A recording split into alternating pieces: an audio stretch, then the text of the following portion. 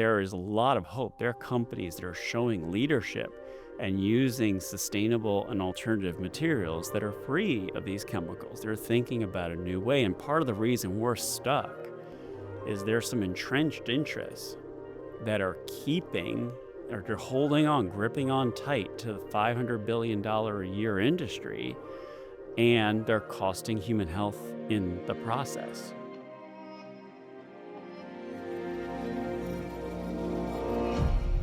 Hey, everybody, welcome to the Secretary Kennedy podcast. Today, my guest is Leo Trasande, who is a pediatrician and one of the country's leading experts on environmental health and toxic exposures.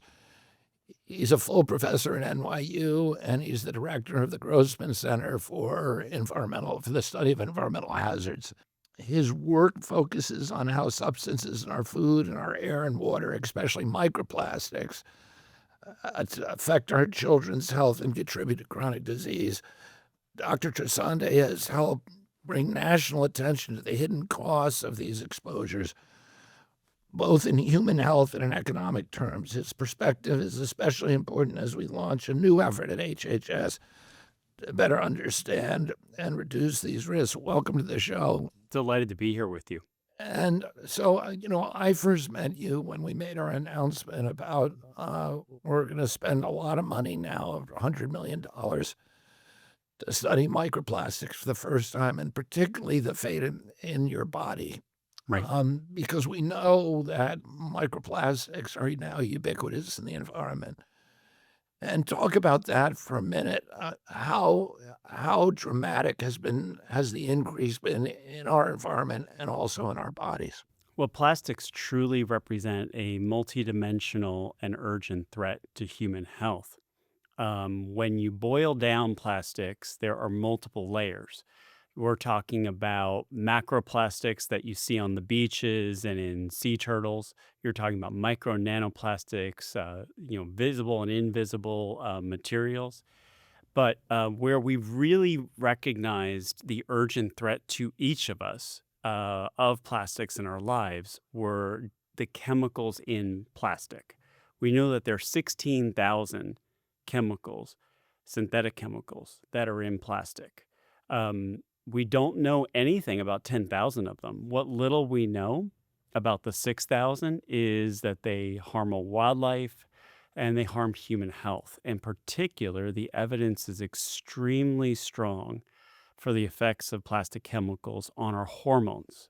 These are our natural signaling molecules that underlie basic biological functions: temperature, metabolism, salt, sugar, and even sex. And the impacts run from cradle to grave and womb to tomb. We're talking about, I'm going to just focus here on the chemicals with the greatest evidence. Bisphenols used in polycarbonate plastics, phthalates used in personal care products, cosmetics, and food packaging. We're also talking about per and polyfluoroalkyl substances, the non-stick forever chemicals profiled in Mark Ruffalo's movie Dark Waters from a large contaminated population in West Virginia. Yeah, I was actually an attorney on that case. Thank you for all your support and leadership in that regard. It really helped move the needle. And it was those studies in West Virginia that set the foundation. Those were very high level exposures, as you know. Now we know that extremely low levels of exposure that we commonly see in blood testing that the Centers for Disease Control and Prevention run through the National Health and Nutrition Examination Survey. These are exposures that literally affect us all. We assumed at first that only the dose made the thing a poison. This is a notion that was first discussed in 1500s by a Swiss philosopher named Paracelsus. And the idea was that, okay, a little bit of everything will be fine, if you will. Our bodies can adjust. Homeostasis was the common cry in that regard. But we realize that at extremely low levels of exposure to a host of chemicals, metals, lead, methyl mercury, pesticides, and flame retardants can have significant consequences, the biggest consequences at those extremely low levels of exposure. We're talking about grains of sand in the Sahara or grains of salt in the Olympic sized swimming pool, if you will, extremely low levels of exposure based on the principles of endocrinology, because our hormones, our natural molecules, run around in those same levels of exposure. And whether the chemicals are competing with hormones directly or they're changing mechanisms behind the scenes and how our genes are expressed, they're affecting us all. We're talking about, just to start in the cradle, we're talking about babies being born too soon.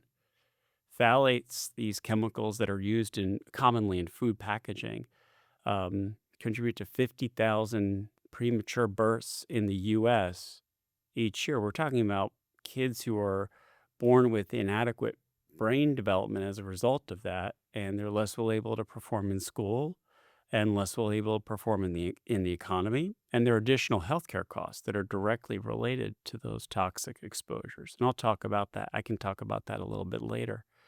But just to move along the lifespan, we're talking about babies being born too small as well. Those nonstick chemicals, the PFAS that we just talked about, they shrink growth such that the baby is metabolically programmed to come out of the womb in an avid, calorie-rich environment.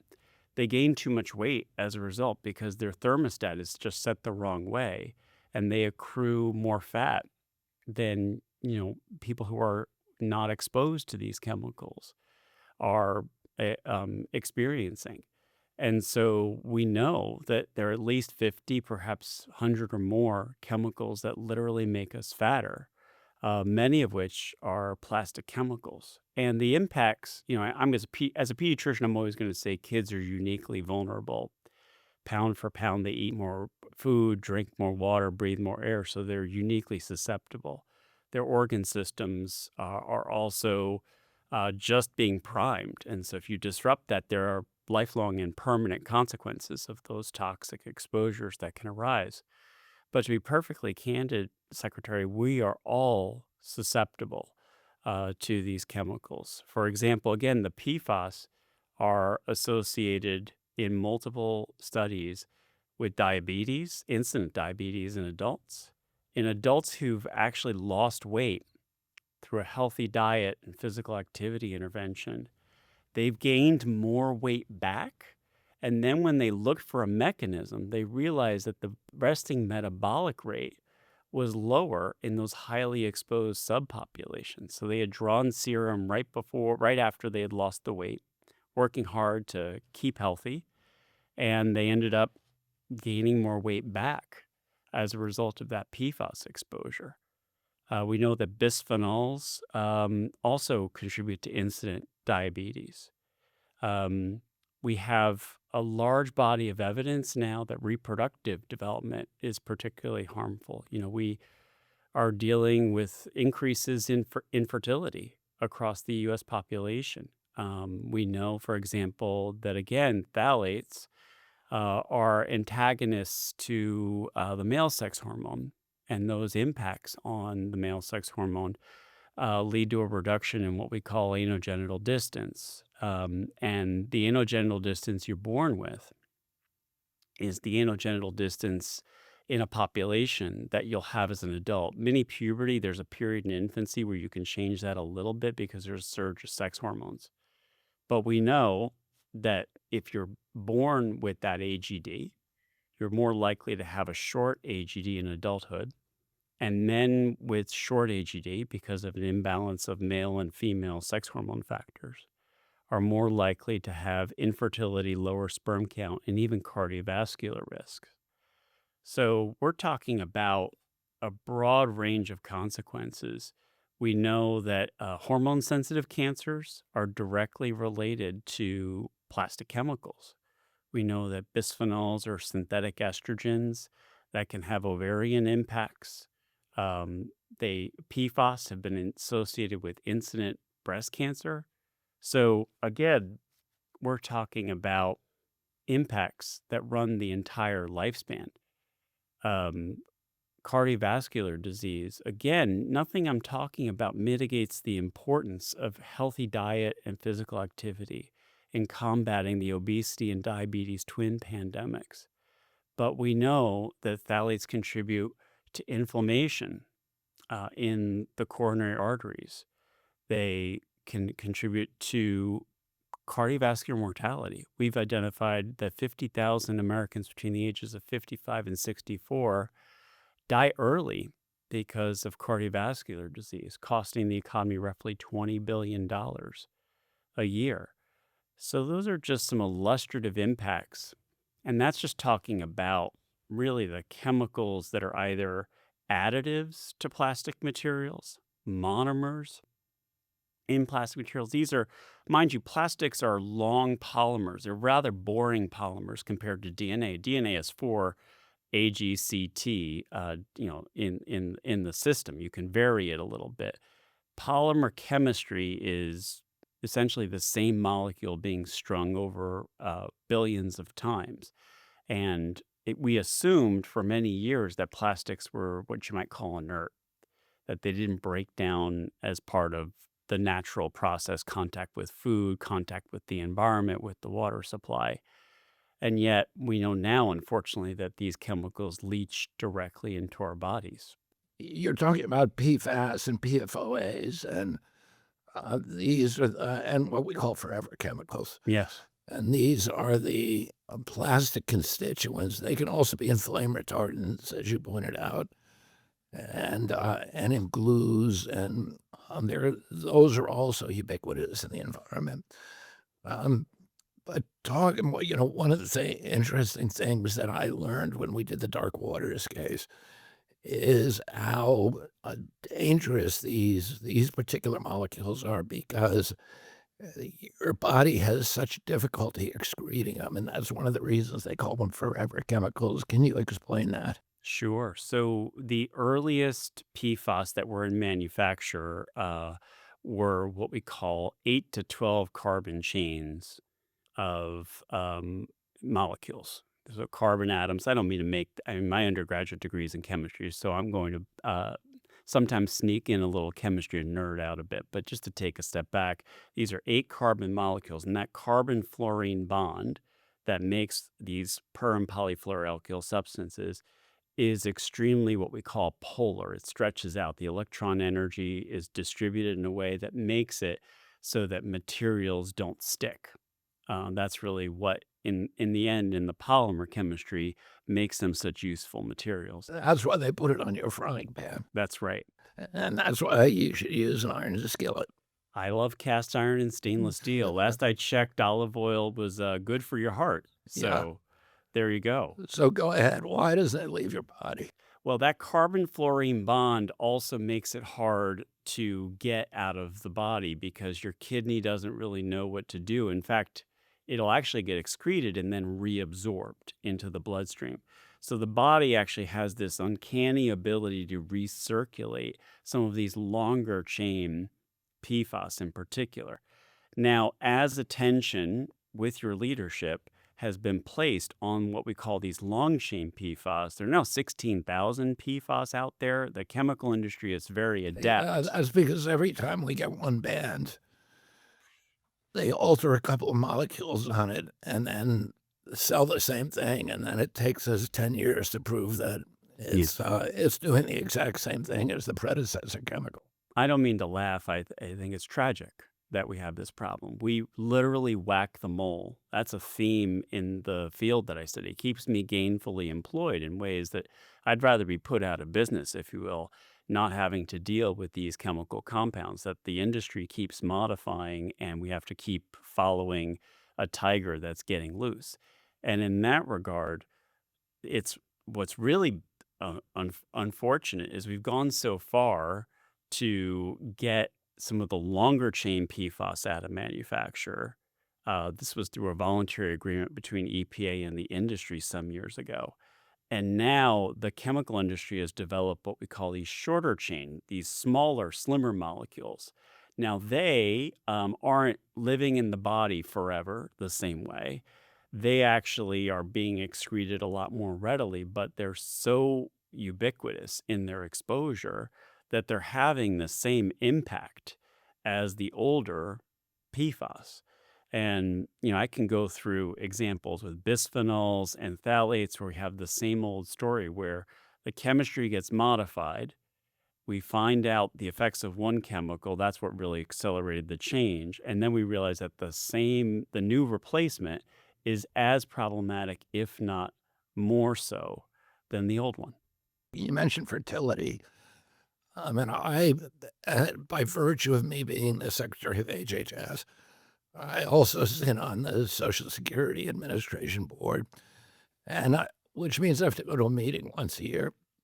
And in the meeting, they talk about, one of the things they do at the meeting is they talk about the life of the Social Security Trust Fund. So when is Social Security going to run out of money?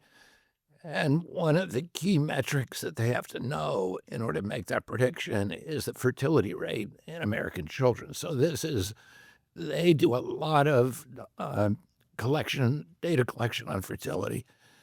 And the fertility levels that we came up with in this last meeting a couple of weeks ago were stunning and historical, and everybody in that room who understood the implications was in shock, because we went from 1.9, which is already extremely low, to 1.75, and it was the greatest drop in fertility that has been seen in human history. 2 is the replacement rate. Right. That 2 we is the think about. replacement rate, and they actually believe that we're somewhere around 1.4 because there's data manipulation. So it has all these kind of economic implications, Mhm. like our ability to support Medicare, and the date when the Social Security Trust Fund is going to run out of money. But it also has all other kinds of implications about families and about just the way that we live our lives. You're seeing young people's behavior change, and we're seeing that, you know, we can't explain exactly why fertility is decreasing because, as you know, there are thousands of exposures that are endocrine disruptors that Right. are disrupting it. But clearly, plastics and microplastics are part of that picture. Absolutely. And male sperm counts, I think, in this country are down 50% for teenage males. I read the other day that teenage males today have less sperm than the average 65-year-old American man. And testosterone rates are dropping. And then you see female fertility issues too, like nothing Right. that we've ever seen before. Will you talk about that? Yeah. So the reality here is that um, it's as much a problem for fertility as it is a marker of chronic disease, because we know that obesity and diabetes and cardiovascular disease are also impairing fertility. And you talk about the replacement rate. When you have a chronic disease epidemic bearing down on the population, that means that the ability of the population that's alive to serve the economy in a way that keeps that engine going, that generates revenue for the Medicare trust fund to stay solvent, you have almost the perfect, if you have a collapse from two different ends, if you will, as a result. And the Medicare Trust Fund at this point, just so that people know, is scheduled to go bankrupt in 2033. That's not making me very comfortable. Well, we can't afford to move that up Right, at all. exactly. So go ahead. Yeah, no problem. So, you know, we have to really take a step back here and go to Adam Smith, the father of modern economics at some level. So, you make a product to earn a buck. No one here, I myself here is a pediatrician who studies environmental hazards. I'm not trying to impugn. Yeah, but you're supposed to pay for all the costs of getting that product, building it, and getting it to market. Right. And what the plastic industry does is it externalizes that cost. You nailed it. And it puts the cost on the American people so that they get to avoid the cost and they get to outcompete their competitors in the packaging industry. and we end up paying for their profits, essentially, I've which taught gives them that huge advantage in the marketplace. Yeah, I've taught undergraduates and graduate students at NYU for over a decade about the fact that Adam Smith is rolling over in his grave about externalities, because if you're a nerdy economist, you realize that that means you overproduce the materials above the market equilibrium, and the cost is lower than the true social cost. So it's really not the way the market should work, period. It's a market failure. It's a Uh, market failure, the quite simply. right. The ability for companies, for the plastic industry to externalize their costs means they're not functioning in a free market economy. In a true free market, you can't make yourself rich without making your neighbors rich and without enriching your community. But what all polluters do is they escape the discipline of the free market and force the public to pay their production costs. And, in a true free market economy, there should be incentive. The incentives, you want to punish bad behavior and Right. reward good behavior. But if bad behavior is not punished, if it just goes for free, then you're going to get a compounding effect. And that's what we're seeing with, every time we catch them, they just produce a new molecule that does the exact same thing, and they're getting away with it. Yeah, I've spent my nearly my entire career studying and quantifying these externalities. I'm an epidemiologist. I'm still a pediatrician, so I still wear those hats. But what we first did back in 2015 was document for a limited number of conditions, a limited number of chemicals, the social costs of endocrine disrupting chemicals. And what's frightening when you take a comparison of Europe to the United States is that policies predict exposures, exposures contribute to disease, and disease ultimately costs us all.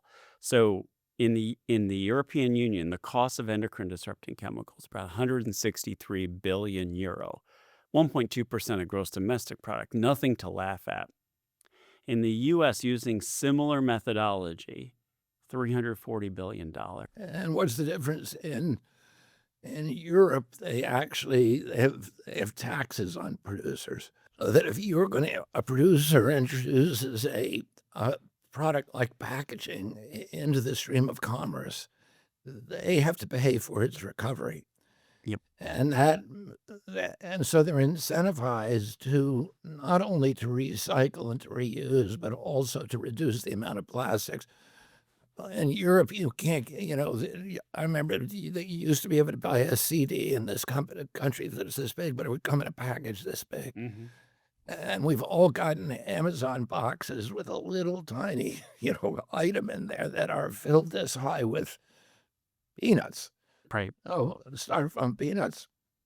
And in Europe, they would never do that because it would eat up their profits because they got to dispose of every one of those peanuts. Right. And that's why in Europe, they don't have landfills like we have. The Fresh Kills landfill is the highest point on the East Coast of North America Yeah. because we're subsidizing the disposal of garbage and packaging. And in Europe, they don't do that. They force the guy who introduces that into the stream of commerce to pay for its recovery or its disposal. And that means you get products there that are not ornately wrapped Right. because that wrapper is costing them. Here, the taxpayer is paying for that wrapper. Yeah. So flame retardants, for example, just to build on that, were roughly two-thirds of that $340 billion, 200 some odd billion dollars. The costs in Europe, because they didn't require it be added to, again, this is a plastic related cost because they were adding it to polyurethane foam in the United States under the guise that you were going to Fire safety. correct. They were going to slow the spread of fires and you were going to save kids' lives. They were And meanwhile, it killed a lot of firemen. uh, it, sadly, it didn't do any good. It didn't save any It gave lives. cancer. You have all these firemen now who And are the suffering from testicular cancer because of the chafing from the fire gear. Well, the biggest cost of all was the developing brains of young children because baby relies on mom's thyroid hormone through the second trimester of pregnancy. And this is the sad part, is that obstetricians, they don't see the effects because the impacts of, even in the clinically normal range of thyroid hormone, even subtle changes in thyroid hormone function contribute to cognitive deficits, autism, and attention deficit hyperactivity disorder. So what you see is a silent epidemic of kids with lower IQs in the United States compared to Europe as a result of that legacy of exposure. So, just to put this in context for the audience, a kid loses an IQ point, mom doesn't notice, Nobody pediatrician, notices. nobody notices, You could have teacher all, doesn't notice, no offense. back in the 1980s, we got leaded gasoline out of the gasoline, Yeah. and as a direct result from that, the national average IQ went up 2 points. Yep. And I remember talking to an epidemiologist at that time, and he said you could lose 5 IQ points across an entire population, and nobody would notice. You know, But that getting getting let out you're of yeah. crippling that society. That's right. But getting let out of gasoline and paint provided a $200 billion to this day economic stimulus package, because each IQ point is roughly worth 2% of a child's lifetime economic productivity. And if on average they make $1 million, excuse me, I'm mixing my millions and my billions, haven't had enough coffee. That's $20,000. You multiply that up around 4 million kids born in the US each year, you get a lot of zeros on the right side. And, we should have learned from the success story, the public health victory of getting let out of gasoline and paint. But here we are, just to use flame retardants as an example, and you see this disparity where Europe only has $9 billion or so in costs, and the U.S. suffers $200 billion in lost economic productivity and other costs associated just with flame retardants because they're being added to these plastic foams. I remember seeing also studies from the lead in the gasoline, because lead caused behavioral issues Yes. too, and it caused violence. Yes. And that generation was the most violent generation in American history. We had the riots and crime rates going through the roof. And and when the lead came out, it was coterminous with a reduction in a lot of that violence. But I'm wondering if the same thing isn't going on with plastics, as plastics are not just causing physical problems. There are behavioral issues as well, and, that they may be connected to ADHD and depression and, like you said, autism. So, in many ways, it's a good analogy because plastics is like a lead moment. Back in the 70s, we didn't have perfect science. We had a few studies that were very suggestive of cognitive impacts and behavioral impacts in kids. But the adage is you look at the stakes involved in the problem. When Sir Austin Bradford Hill, this British physician who described the criteria for causality, he was doing it during the tobacco wars. Mind you, talk about another group of industrial activities that And have for had their people who don't know, the impacts. Bradford Hill criteria it's a schematic for proving causation. It's a series of questions that you need to answer in order to prove that a certain exposure results in kidney cancer or whatever the outcome that you're looking for is. And it's used in court to it's used throughout medicine. It's It's used around used throughout medicine the as well. regulatory approval process, but it's also used in court cases to show causation. And where it's gotten manipulated over the years is we've Yes. assumed that we have to have a randomized controlled trial to prove an effect. You're never going to be able to design, you can maybe reduce exposures to plastics, let's say, in people's lives and follow the populations and see what happens.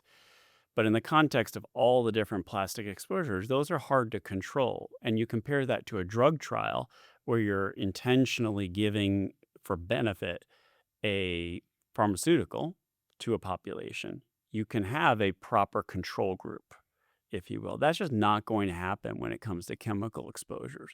So we have to look at observational evidence, and we have to, again, use what you talked about, the Bradford Hill criteria. You see what happens in laboratory animals, in tissues. You look at consistency across different observational populations, people you look at, and yes, you're not going to have that proper control group, the unexposed control group. But when you look at the evidence for plastics in human health, you have that independent corroboration. Just to give you an example, for phthalates and brain development, phthalates are also thyroid hormone disruptors, by the way, and they're linked to cognitive And that's in deficits. plastic packaging. That's right. They make plastic softer. Those Yeah, PVC so pipes. even if you buy hamburger meat, that comes with that plastic wrapper on it, that is going to be loaded with phthalates. That usually is the case, or at least I haven't seen industry proof that they've taken it out altogether. Let's just put it that way. And so, in this large Dutch cohort where we looked at phthalate exposure, supported by the National Institutes of Health, mind you, so I want to give due credit where credit is due. It's that science that really brought us to a place where we understood the impacts on human health. We not only found decreases in IQs through neuropsychological testing, these are psychologists who are testing how kids are performing on various tests and things. They looked at the brains using magnetic resonance imaging, and they found smaller brains. And when you connect the dots, and they did statistical tests to try to explain the pathway, the loss of gray matter, if you will, the smaller gray matter, smaller total brain volume, excuse me, was what explained a lot of the effects on IQ. So there's two things going on here. You have an explanatory path, and thyroid is part of that explanatory path. It's part of the mechanistic insight that really gives us the evidence, the strong evidence, the rigor and reproducibility. And you have different ways of measuring the same outcome, giving you the same readout. So when Sir Austin Bradford Hill talked about, the criteria for causality, he always talked about it as shades of gray. There are things we still don't know, Mr. Secretary, about lead and their impact on the general population. But now we've accumulated all this evidence that tells us that that was the right thing to do at the time. And so you have to weigh the stakes of the action together with the available evidence, because it's never going to be perfect lest you have another generation of people who are exposed to the same toxic exposures. Now, I do want to just say a word for Herbert Needleman, Yes. who was, he was this very tenacious, courageous scientist who was the first one to link lead to the loss in IQ and all these behavioral issues. And he was, as predictably, vilified, and his career was almost destroyed. And he was marginalized and censored and ridiculed, Yep. and by His the cabinets press, were by the locked. mainstream press, by television and radio and the newspapers, and the industry was funding all under the sub rosa funding to destroy him the same way they did with Rachel Carson Yeah. and anybody who challenges these paradigms.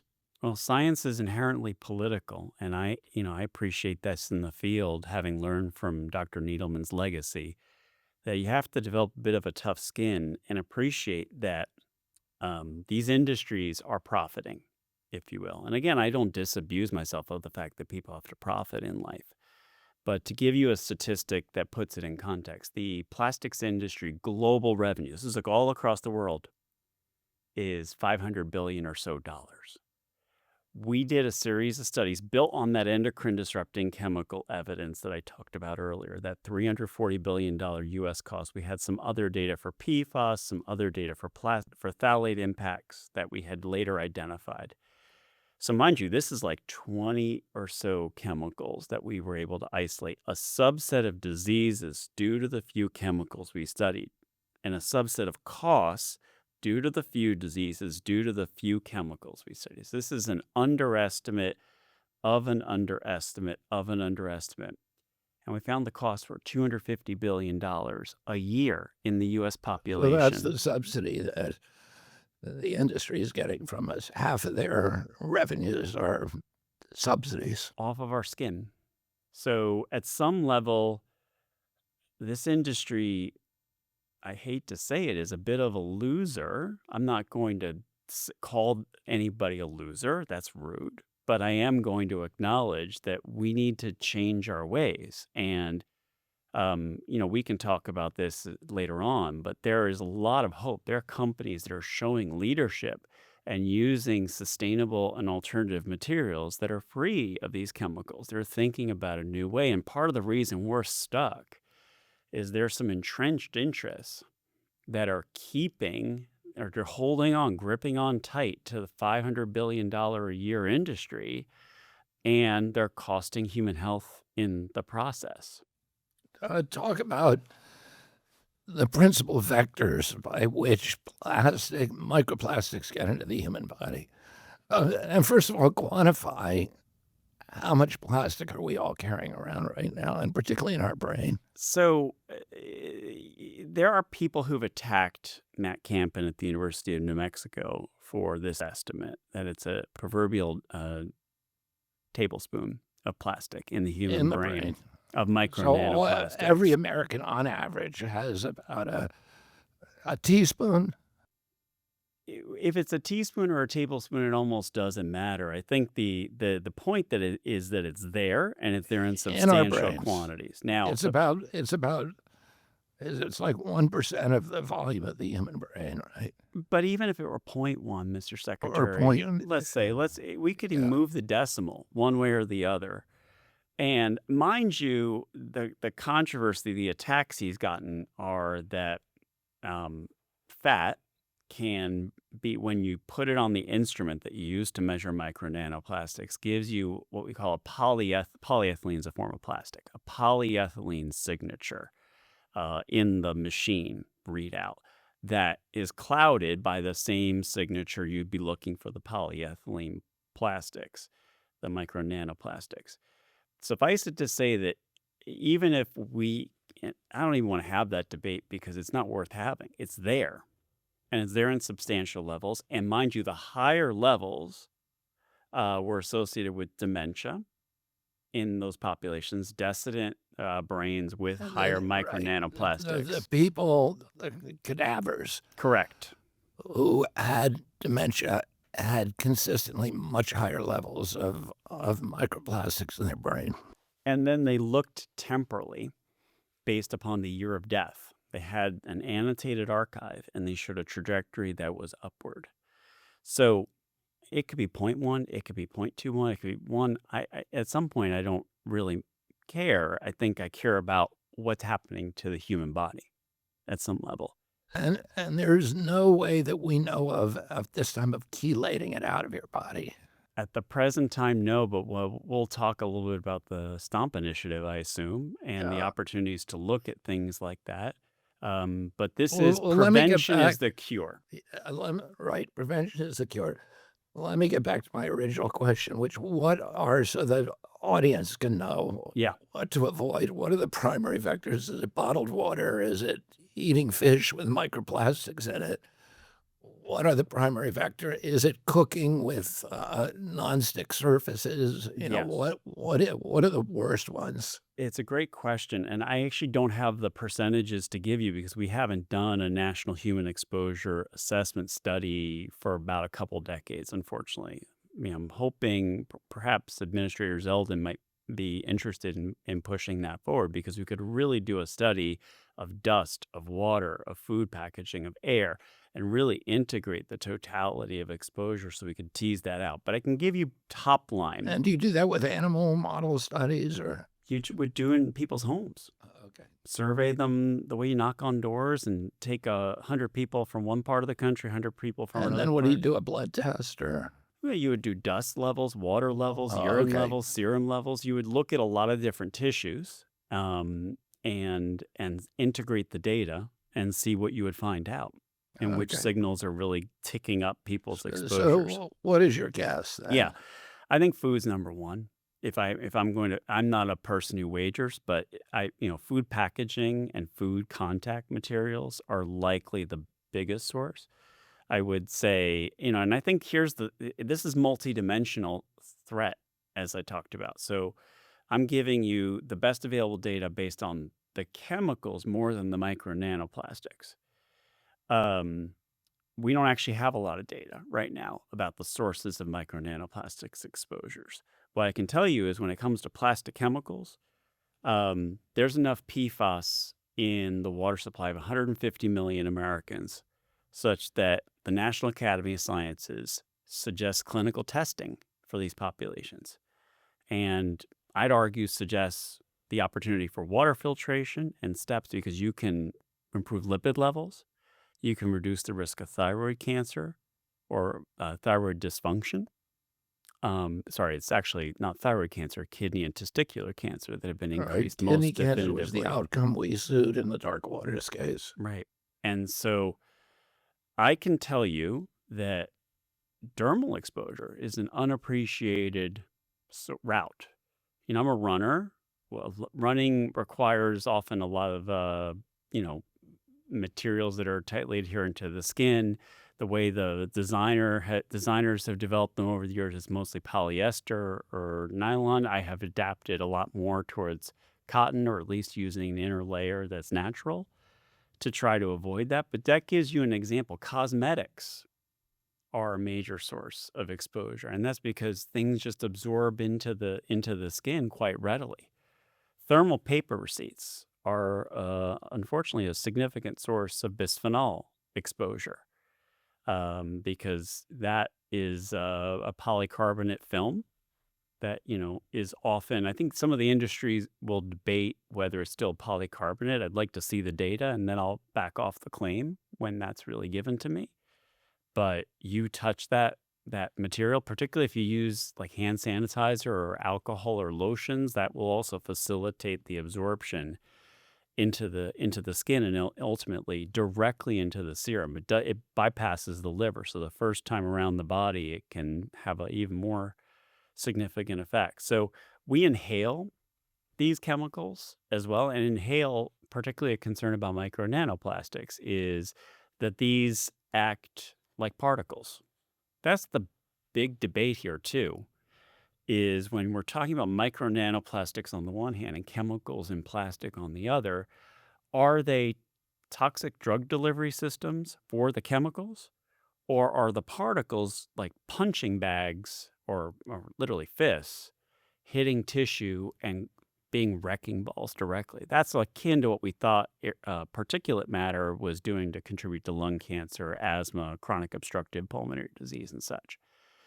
That's where the STOMP initiative can break a lot of ground because from a scientific perspective, I can't tell you what those micro nanoplastics are doing. Mind you, we use in medicine micro nanoplastics as drug delivery systems. Those sustained release capsules are plastic particles. Now, you know, that might make people shudder a little bit, but the intent is to actually deliver beneficial drugs to tissues. But that's just the imaginative perspective I can give you in that these micro nanoplastics are not inert, and they are good at delivering chemicals on the one hand, beneficial when it comes to pharmaceuticals like omeprazole or what have you.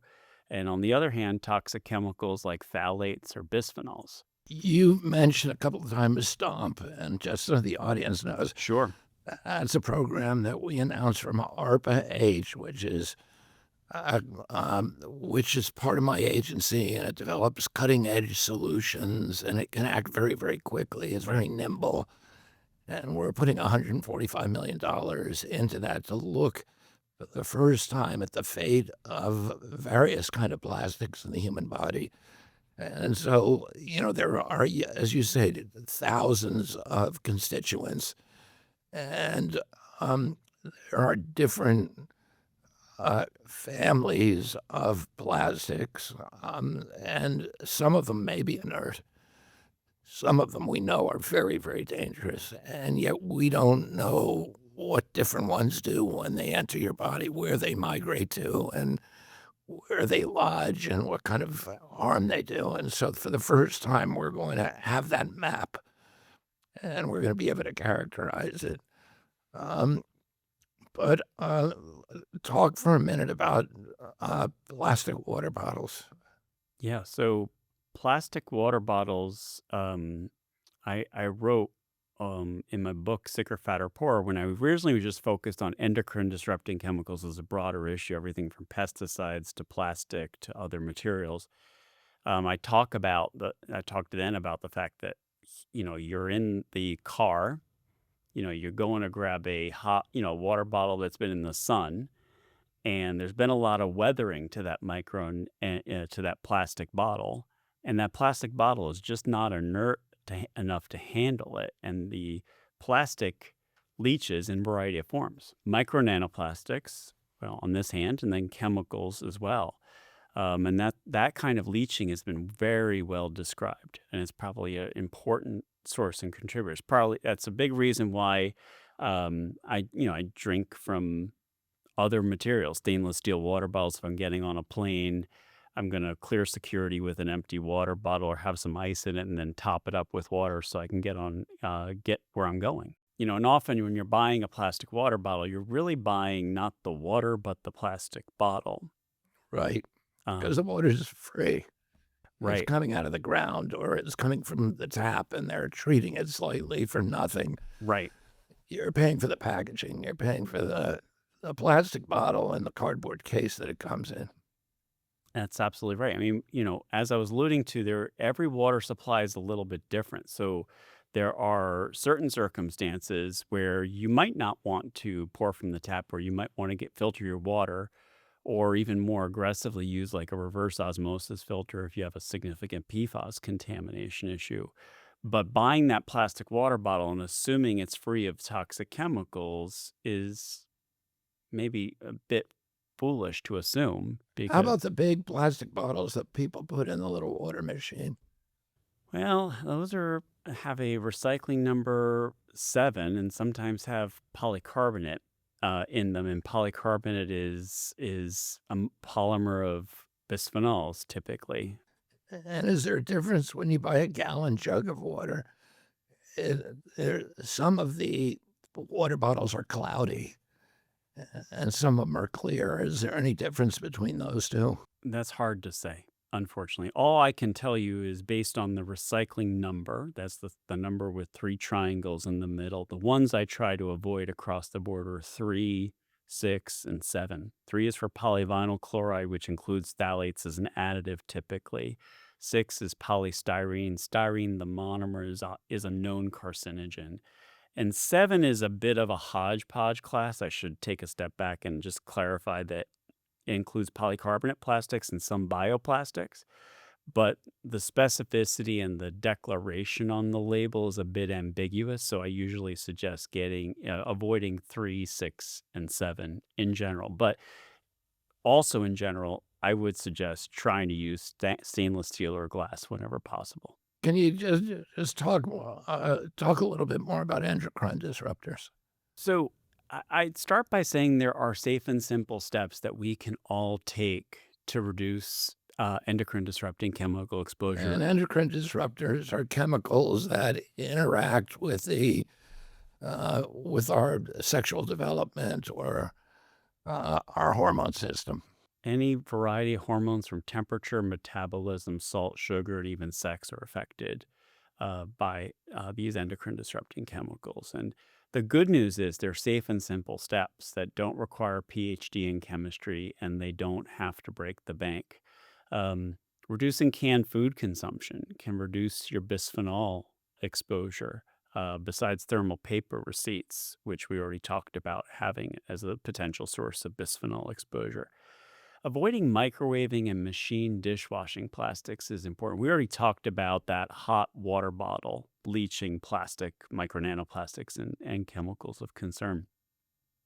We know that microwave and machine dishwashing plastic is just inviting at a molecular level, at an invisible level, these chemicals or micro nanoplastics to leach into food. Now, air is something to think about as well. During the pandemic, there were some studies done at Brown University that did greater air filtration and found PFAS, flame retardant, and phthalate levels to drop substantially. This was in concert with colleagues at Sound Spring Institute, a great research group that documented this. So, as much as we talk about infectious transmission being reduced by air filtration, you also have the benefits of reducing chemical exposure in the process.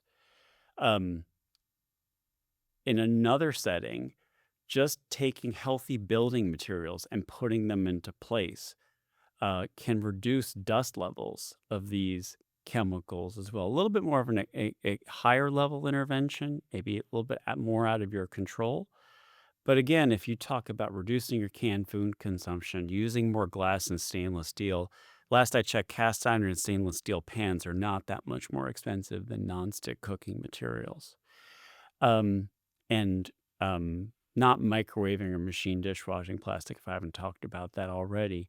These are steps, again, that don't have to break the bank. And, short-term changes have shown big impacts. There are studies that have shown 30 to 50% decreases in urinary levels. The phthalates and bisphenols, for example, in contrast to the forever chemicals, that we call them everywhere chemicals because they're everywhere and they recirculate in and out of the body super fast. Their half-lives, that's the time it takes to excrete about half of them, is 24 to 48 hours. So it shouldn't surprise you that if you take a dietary intervention in a high-income population or even in a low-income population, just reading the label and selecting cosmetics without the word phthalate, that's a mouthful to spell. PHTH is what I always tell people to look out for. Or fragrance. Fragrance is a big loophole, if you will, that you can drive a Mack truck through, No, unfortunately. you should avoid phthalates. You should avoid fragrances when you get your cosmetic. Yes, these short-term exposure reductions can, when sustained, change hormone levels in weeks, and then in the long term contribute to reductions in chronic disease risk. And, when I wrote the book Sicker, Fatter, Poorer 7 years ago, that was the hope, was to get that message out there and change us from a situation where 1 to 2% of us know about it and bring us to 3 to 5%.